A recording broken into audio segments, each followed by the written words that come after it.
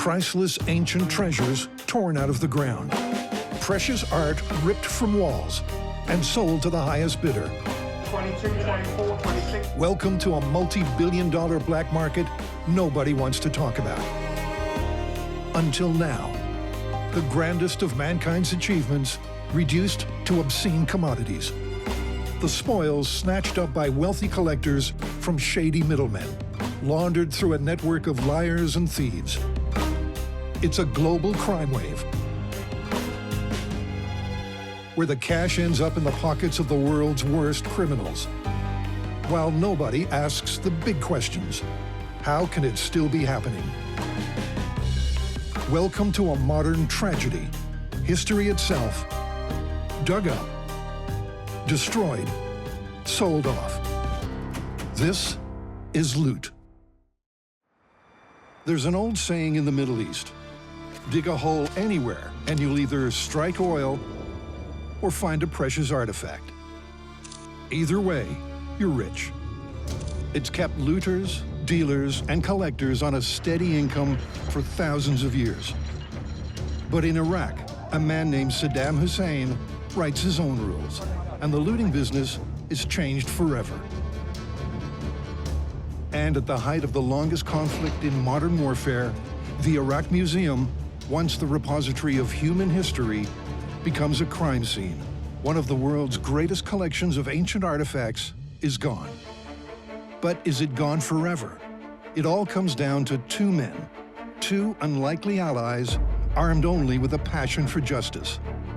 They took one item and not the one next to it. They were quite selective, and they chose the highest value items that were on the gallery floor.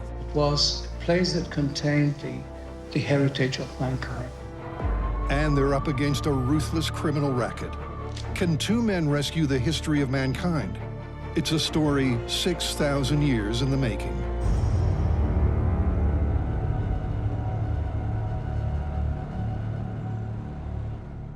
This story begins in Mesopotamia, more than 6,000 years ago. A fertile land nestled between the mighty Tigris and Euphrates rivers. Also known as the cradle of civilization. Its importance to human history? Off the charts. The place is to become a glittering El Dorado for all those looking to cash in on ancient history. You have the growth of the first cities in southern Mesopotamia, the earliest examples of civilization and urbanization. The place where Abraham was born or lived in Ur. Babylon, for instance, you have the exile of Jews. You have, of course, the creation myth and all these stories that are affiliated more or less with this ancient land of Mesopotamia. Very important and critical step in the development and evolution of human complex societies. Agriculture, domestication of plants and animals, but more critically, irrigation as well, that allowed for the intensification of food production. You have the earliest systems of writing, documentation, mainly for keeping records, being able to redistribute that wealth.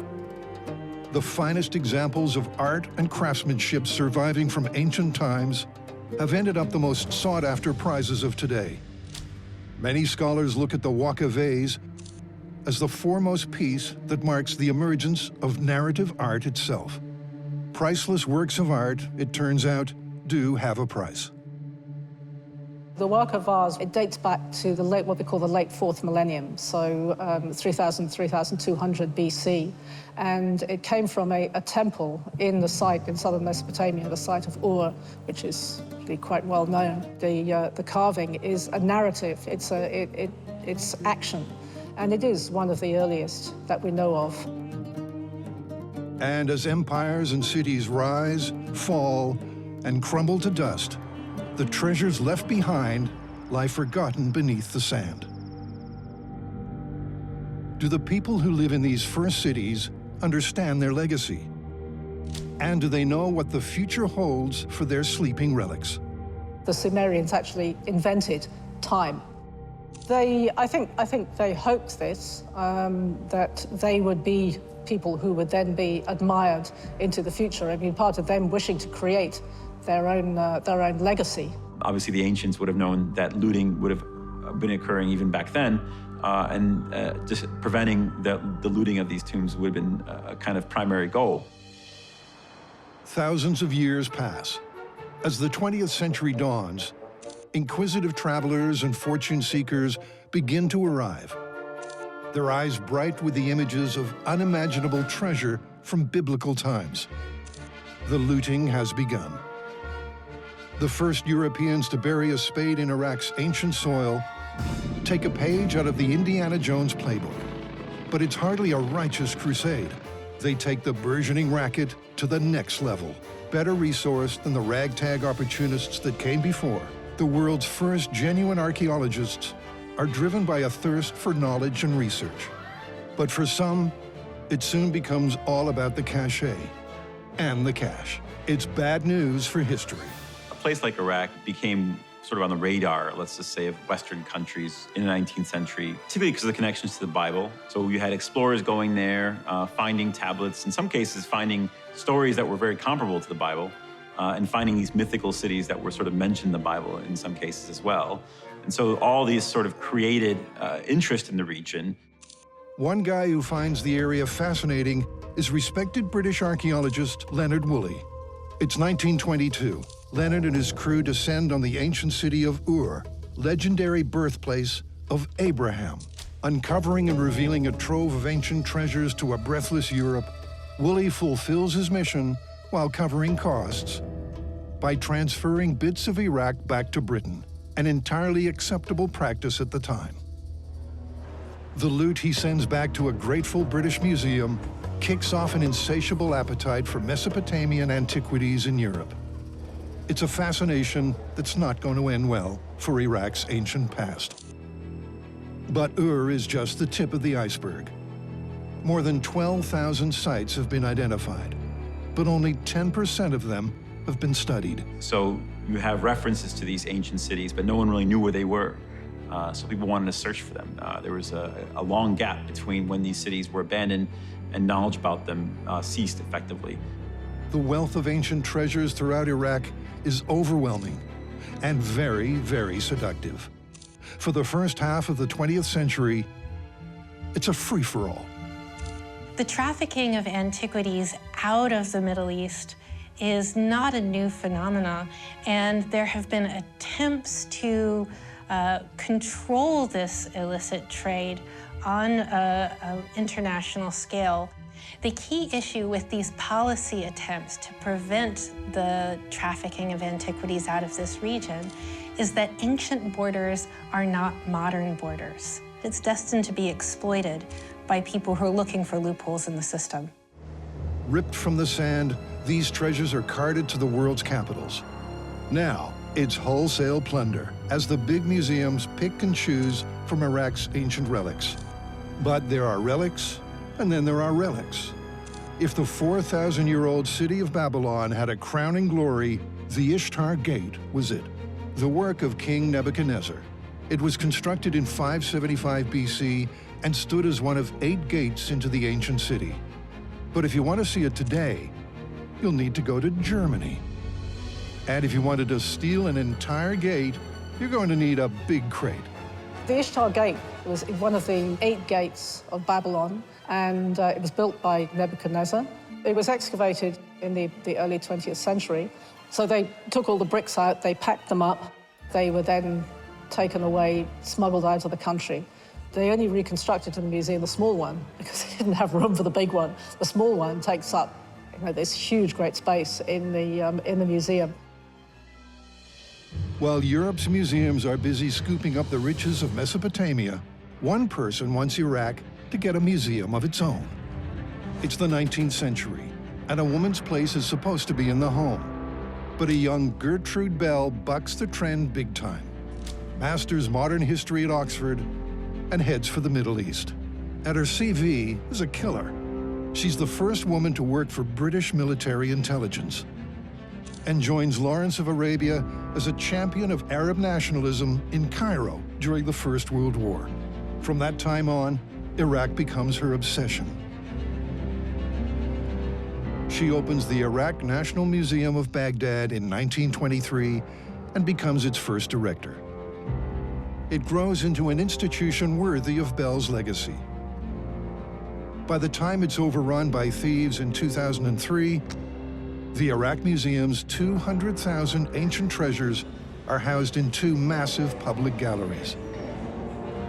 Incredibly important place because it's sited in one of the most archaeologically rich countries in the ancient world, and an enormous amount of work has been done there. The whole history of a very rich culture. The main repository of cultural heritage objects that contains some of the world's most important treasures, unique and extremely valuable. There's this incredible body of history, and these things are invaluable. So much that it tells us, gives us a rich, rich insight into the ancient world in the way that in many other places we don't get. But there's another thing Mesopotamia is said to have invented, and it's about to land Iraq and its museum in a heap of trouble. That thing is war. For thousands of years, human beings have crossed swords over this land. And it's no different today, because, as it turns out, more than ancient treasures lie beneath Iraq's soil. Black gold, oil. It drives nations to war and has torn the Middle East apart. Iraq's treasures? Collateral damage.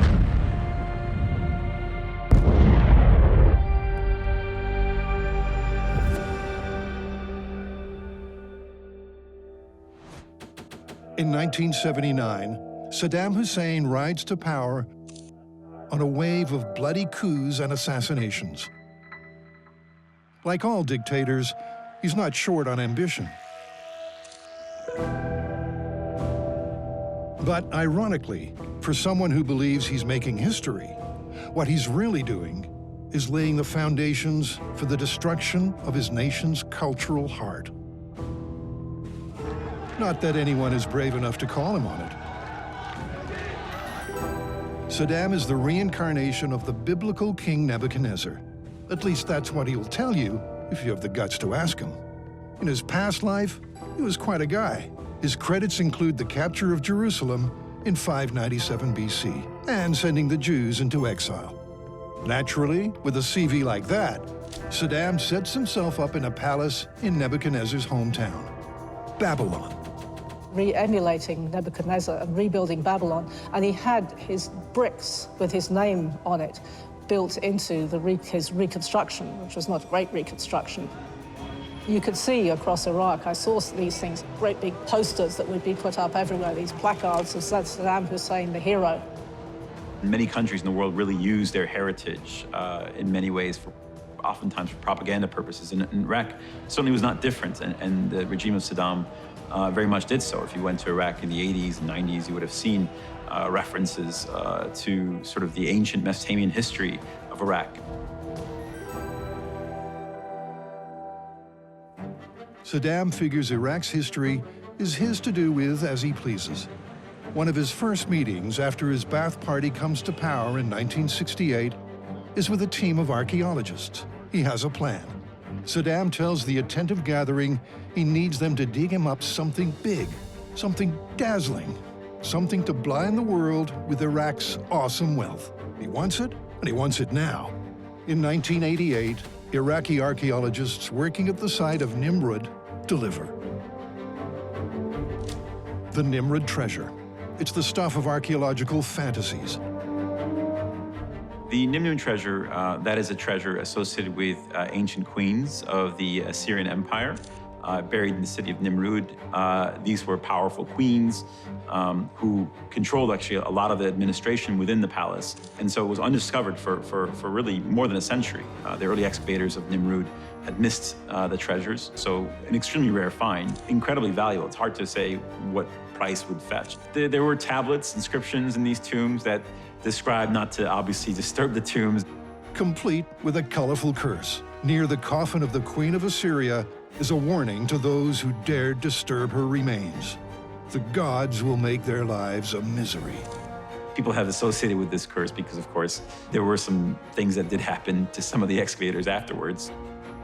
And the treasure itself? The Iraqi people never get to enjoy it, as it disappears into the Iraq Museum. And in 1991, Saddam bolts the museum doors shut. They reopened to the public just once, on his birthday in 2000. Now, it's Saddam's personal playground. It was pretty much built as almost like a private collection. So if he wanted to show off, or he had an important visitor, they would get to see those objects. They would get to visit the museum. But everyday people almost never got to go into that museum. And the Iraqi people aren't too happy about it. The museum isn't a symbol of national pride anymore. Now it's a place of shame, corrupted by a despised and ruthless regime. And the illicit antiquities industry takes note. Some people say that in areas where there's really no rule of law, that the antiquities, which belong to the local country, but they are world heritage, should be taken out and protected in another place. There are issues relating to that. You have to trust the other place. But like so many despots, Saddam's ambitions get the better of him. His invasion of Kuwait on the 2nd of August, 1990, is his Waterloo moment.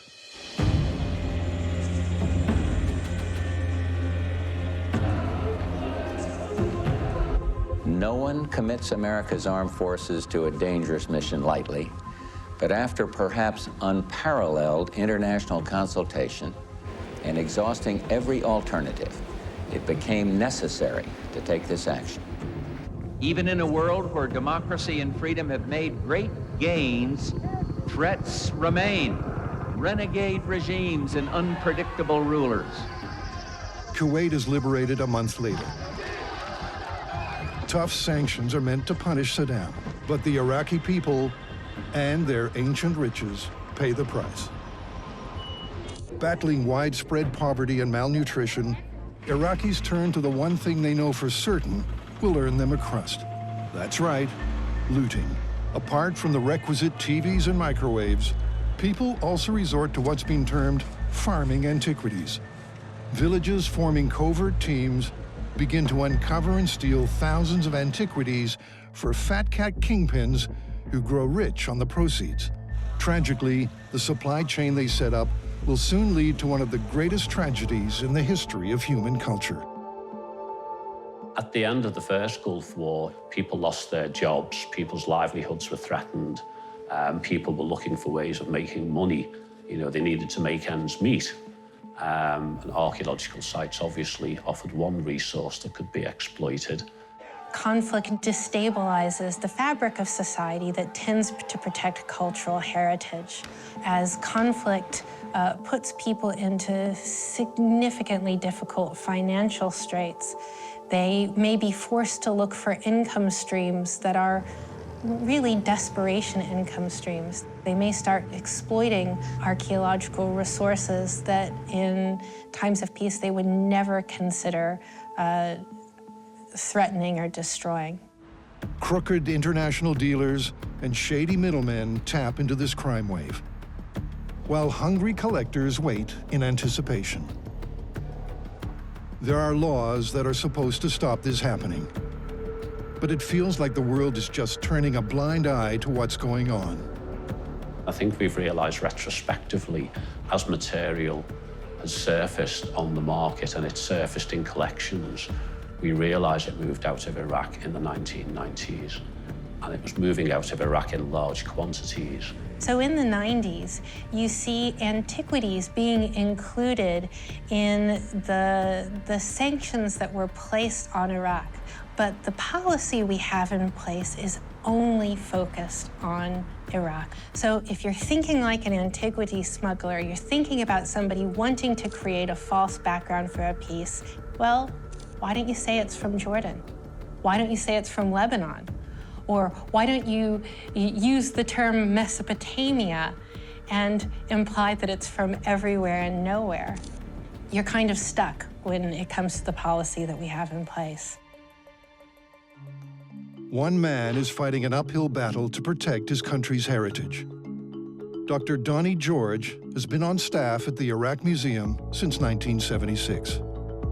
He's part of the fabric of the place.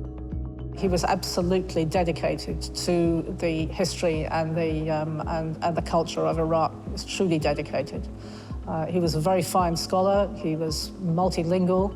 It's not only our museum, you see, it's the museum of the world. It's the heritage of mankind that we have at this very important museum.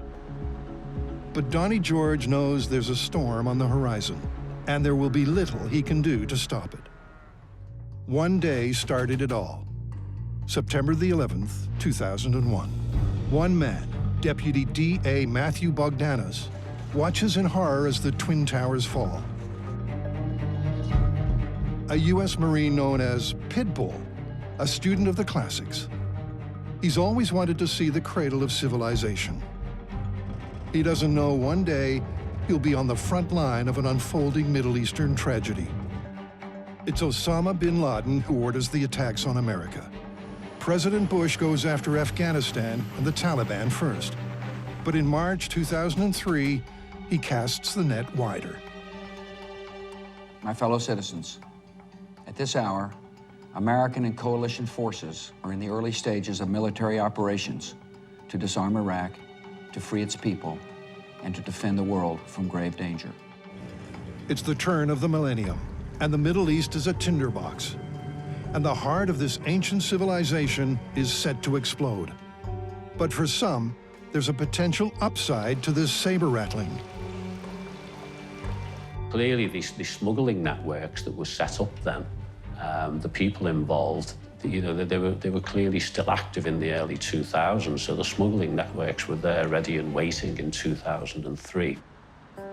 It's just 3 months before the invasion, and a group of collectors and dealers begin circling. They knock on doors and lobby the Bush administration. Their mission, the greater good. Well, so they say. U.S. boots are not even on the ground yet, but they argue that a post-Saddam Iraq would benefit from relaxed antiquities trading laws, and that these irreplaceable treasures would be safer outside Iraq. People have argued that there is the concept of global heritage and that it doesn't necessarily belong to the nation state, but most widely, international laws and generally the public recognize that anything that is brought or excavated in the soil of a particular country belongs to them. The idea that it's global heritage is very much, I think, a minority point of view and tends to be favored by those who actually would like to acquire objects of some sort or another. While the trumpets of war sound, Donnie George is counting down to disaster. The Iraq Museum has been closed to the public for decades. If Baghdad is attacked, nobody is in any doubt. The museum will be a target.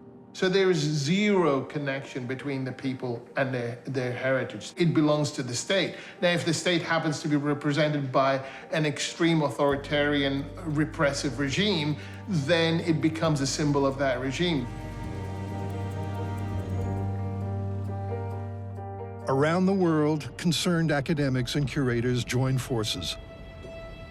They know what happened after the first Gulf War and don't want to see it happen again. The Archaeological Institute of America warns the U.S. military about the threat to the Iraq Museum. They think they've been heard, but they'll be wrong. I think people were aware that museums were vulnerable because, again, in the 1990s, several regional museums in Iraq had been looted. 2 weeks before the fall of Baghdad, Lieutenant General Jay Garner sends all senior U.S. commanders a list of 16 high-priority institutions to be secured by U.S. troops. Near the top of that list, the Iraq Museum. But in times of war, one name on a list can mean very little. Dr. Donnie George and his colleagues accept reality. The U.S. forces may not come to the rescue. They do what they can to protect the collection. They hide some artifacts and wrap foam padding around others that are too large to move. But inevitably, time runs out.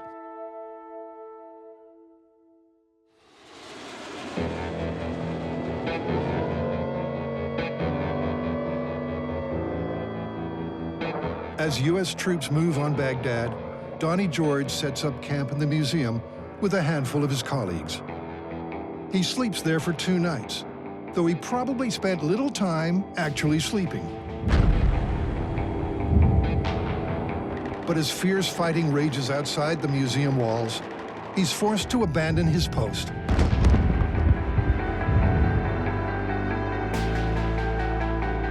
The museum is totally vulnerable.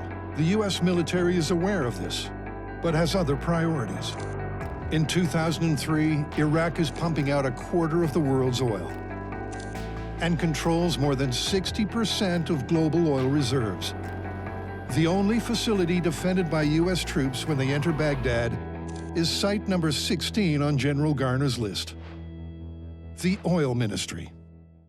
And the museum? Saddam's troops fortify it with trenches, and snipers shoot from its upper story. U.S. tanks return fire, and when the Iraqi soldiers flee, the museum is a sitting duck. April 2003, Saddam's regime is collapsing. Jubilant Iraqis waste no time in showing what they really think of their beloved former leader. Thursday, the 10th of April. It'll be 36 hours before U.S. troops take Baghdad. For the doomed Iraq Museum, it's a window of destruction. They come with wheelbarrows, carts, bare hands, and take everything they can carry. They destroy the things they can't.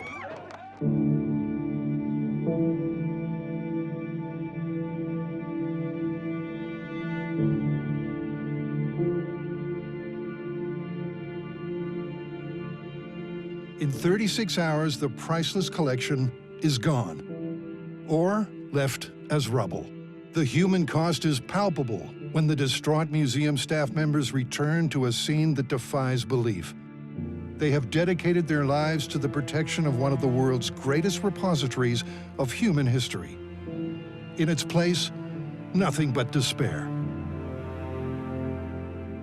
While those at the museum survey the disaster and struggle to comprehend what has happened, for the Iraqi people, it's a loss beyond measure. The Waqah vase, gone. All that remains, its shattered base. And the Nimrud treasure, not a trace. It's a tragedy, a big, big tragedy for the heritage of mankind. For Donnie George, it's intensely personal, but he does the only thing he can, takes the news of this outrage to the world. The first day they went into Baghdad, they protected the Ministry of Oil. Journalists can't get enough, and it doesn't take long to get his message out. While President Bush is bathing in the glory of victory, the news of the darker side of the overthrow leaves the world reeling. 2 weeks after the ransacking of the Iraq Museum, there are at long last American troops at its gate. The museum was plundered under the noses of American troops who had just taken the city. It's just awful. It's horrible because you know that these things will go on the antiques market. A lot of them will just get damaged. It was a tragedy. It really was.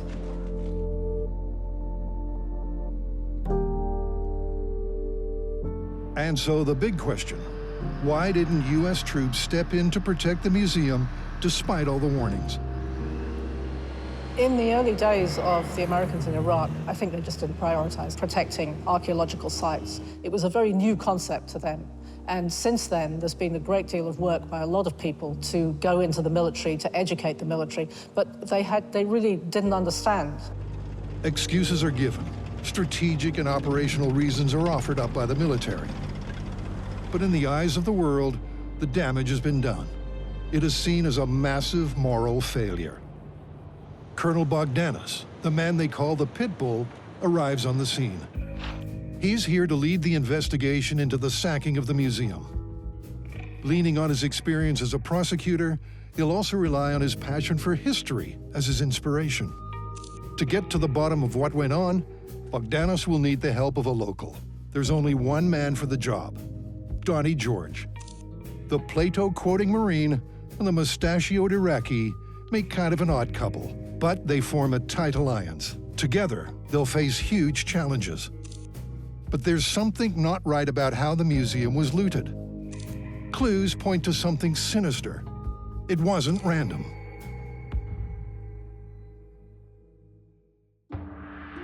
There's way more to this than just opportunistic looting while backs are turned. For a start, no one can work out what exactly is missing. With empty display cabinets and shelves, there's no doubt that many thousands of relics have disappeared. But there's no way of knowing what's gone. Digital records? You wish. The Iraq Museum is old school in more ways than one. What records exist were on paper, and the looters destroyed much of it. Well, the people who were working there, they didn't have a full inventory. They would have been handwritten copies. A lot of that stuff would have been destroyed. As the international media turns its attention to the disaster at the museum, the media make wild accusations. And of course, the Iraqis, yes, for them it's their heritage. And for them, I'm sure that they did definitely feel that it was being presented as something Western. It seems solving the mystery is going to be entirely up to our two heroes.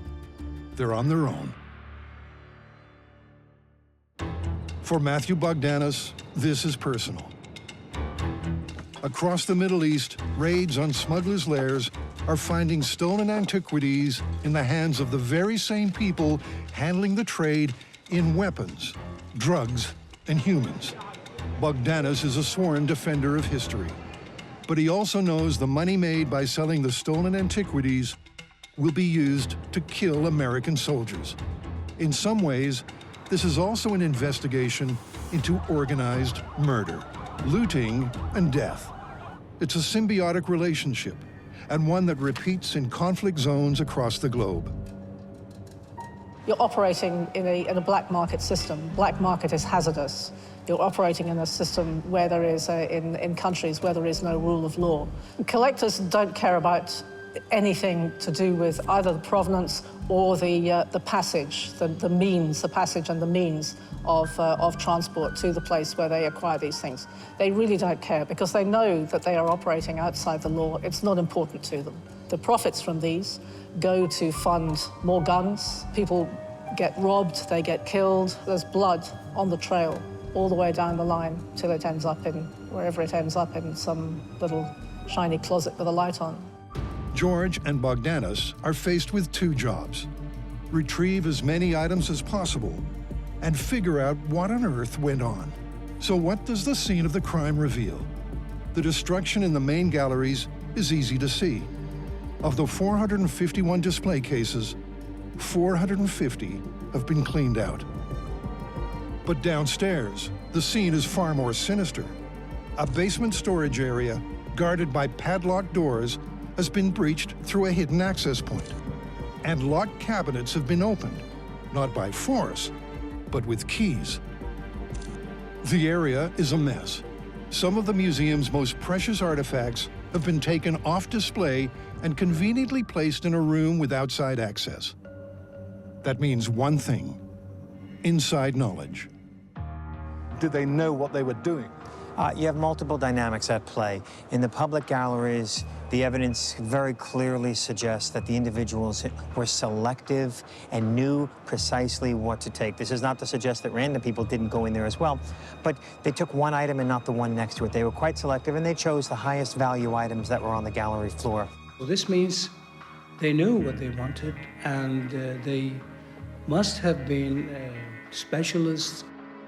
Having forensically assessed the crime scene, as well as taking in the bigger picture, Donnie George and Matthew Bogdanos have all the facts they need. And they think they've figured it out. It was the work of three groups. One, the opportunists. They took what they could carry and vented their fury on the things they couldn't. With no idea what they were destroying, they didn't hold back. Two, the insiders. Missing jewelry and thousands of cylinder seals have disappeared from the locked basement. Only those with inside knowledge and access could get to this stuff. 3, the professionals. The thieves who targeted the most valuable items were clearly under instruction. They had looted to order, perhaps for murky middlemen linked to private collectors with tentacles deep in the illicit trade. The hunt for the looters is on, but 3 different MOs call for different tactics. Bogdanos and George know that the opportunists who stole in the spur of the moment will have no idea how to unload them. Red alerts will be all over the marketplace to watch out for anything dodgy. So Bogdanos has an idea. Marines on active duty have access to what's called an amnesty box. Any soldier who picks something up in the field they shouldn't can put it in the box. No questions asked. Would something like that work in Baghdad?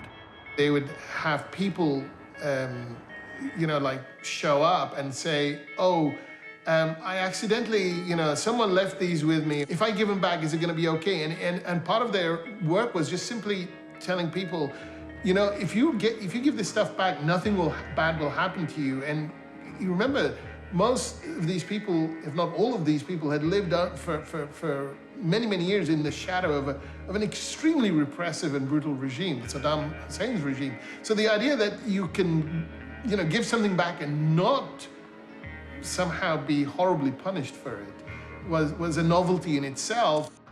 The idea pays off. With an unprecedented flood of material hitting the market, prices plummet.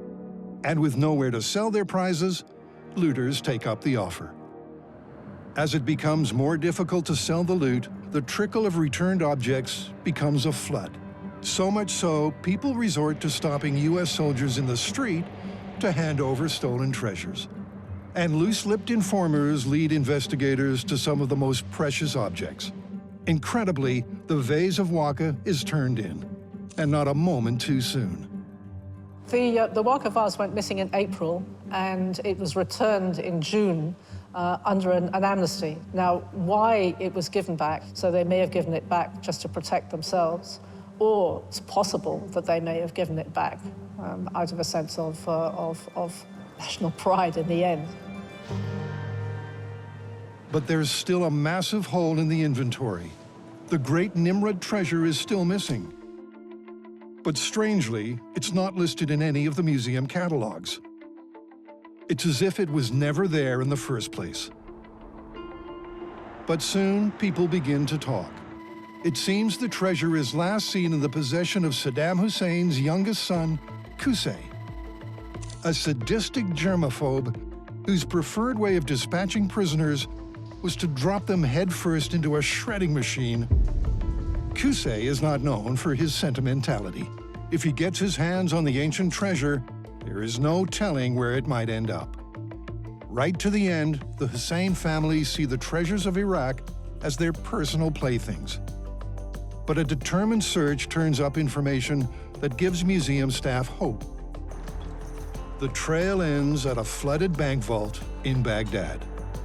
The Nimrod treasures were effectively hidden in the bank vaults after the 1991 conflict. So extremely precious items were hidden in the bank vault, which was considered among the most secure places in the Iraqi state prior to the wars. The U.S. did bomb the bank because it had a radio tower. It led to the flooding of the bank because, of course, the bank was sitting next to the Tigris River, and the pumps no longer worked. The power was out, and eventually the bank vaults flooded, but the treasures were effectively intact. Queen Yaba's tiara is back in safe hands. And her curse is about to claim some high-value victims. Qusay Hussein is shot by U.S. forces on the 22nd of July, 2003. And Saddam Hussein, captured on the 13th of December, 2003, is tried and found guilty of crimes against humanity. On December the 30th, 2006, he takes the long walk to the gallows.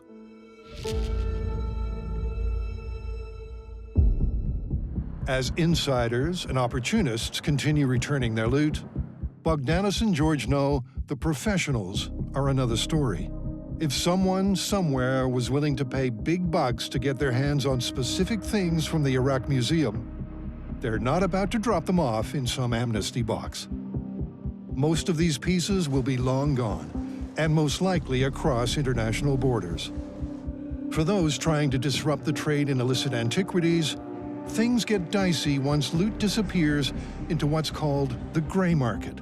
That's the murky netherworld between the black market and legitimate trade. These seasoned operators are more than happy to do their own laundry, washing the dirt and blood off stolen goods, then presenting them all shiny and clean for sale in the world's capitals. But in this world, nothing is black and white. We tend to characterize the antiquities market as a grey market, and this is because most antiquities that come for sale don't have a public ownership history. Collectors of high-end antiquities know where antiquities come from. They know about looting. They know about trafficking. These are very public crimes. The issue is that they don't necessarily see their collecting behavior as linked to these crimes. Most collectors are looking for squeaky clean, 100% legal antiquities. Otherwise, to avoid trouble, next best is ambiguity. The murkier the history of their looted artifacts, the easier they'll sleep at night. And it's in these murky waters that the gray market thrives. People talk about the black market, and we say, well, you know, where is the black market? We can't see it. All we can see are dealers, auction houses, museums, all around the world who are acquiring both licit and illicit material. We can't really distinguish between the black and the white. Authorities across the world do what they can to stem the tide. But unfortunately, even investigating, let alone prosecuting those at the market end of the antiquities chain is next to impossible, despite the role they play in creating demand for looted items in the first place. Talking about this undifferentiated market of legal and illegal material, which is very hard for law enforcement to act against. Criminological research has shown that white-collar criminals are simply harder to detect than more traditional criminals who are robbing a house or stealing a car. These black market dealers and collectors have the benefit of resources and gold-plated legal advice the bottom-feeding petty thieves do not. As a result, risk versus reward ends up in the criminal's favor. Antiquities continue to slip through the net. Knowing that London is a primary market for antiquities in general, we decided with some reporters to go and look at some places. It was easier to sort of just get in there as a normal person and just have a look, effectively. And I would focus on objects that derive from periods where we can tell where the objects likely came from, some very relatively early periods. And we were able to find a few things, certainly.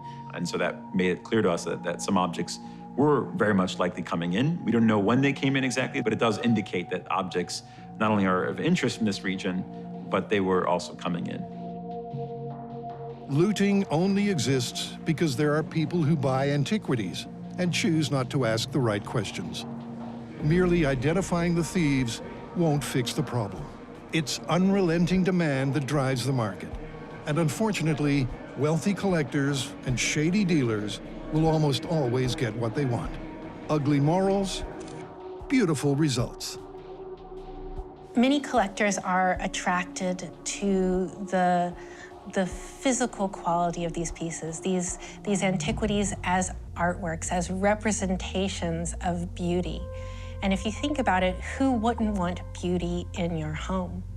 Collectors that are attracted to the beauty and form of these pieces often develop this interest early in their life through interacting with museums, through studying art history, through, again, real and legitimate engagements with the past. Back in Baghdad, museum staff work round the clock to put things right. It's now February 2015. The Iraq Museum, once a private plaything of a tyrant, then a place of empty shelves and rubble, finally reopens to the world. And one of the main attractions, Queen Yaba's tiara and the treasures of Nimrud, are on display for the first time since 1991. But it's hard to make the case this story has a happy ending. Dr. Donnie George is appointed proud director of the restored Iraq Museum. But in 2006, an envelope arrives in the mail. It contains a bullet and threats to his family. He flees Iraq and seeks refuge in the United States. At the age of 60, he dies following a heart attack, half a world away from the land he loves. Though his crime-fighting partner is gone, Matthew Bogdanos continues the struggle against looting in civilian life. At his urging, Manhattan's district attorney sets up an antiquities trafficking unit that Bogdanos now heads up. It's been the driving force behind countless seizures of illicit antiquities in the U.S. Almost 20 years after the museum was ransacked, about 7,000 of the 15,000 objects stolen have been returned to the museum. Many of those were recovered outside Iraq's borders, but the rest have vanished. They didn't have a very detailed record, particularly the smaller pieces, and then a lot of those records were lost. We really don't know how much has not come back of the big pieces, the most important pieces. Of course, there is memory of those. The tragedy of the Iraq Museum is just one chapter in the long and sorry tale of Iraq's cultural desecration. Outside Baghdad, the lawlessness that descends on Iraq after the war is the green light for looters to do their worst. It is nothing short of a rampage, and they focus their efforts on the richest sites. Some estimate that as many as 600,000 antiquities are plundered between 2003 and 2005. That's 40 times more than disappeared from the Iraq Museum. Nobody will ever know what's been lost. There's no winding back the clock. The thread that joins the present to the past is as delicate as a spider's web. Once it's broken, it's gone forever. As is the chance to learn more about ourselves. The people who steal the past are also robbing the future. Because when we are gone, all that remains are the things we have made and the stories we have told.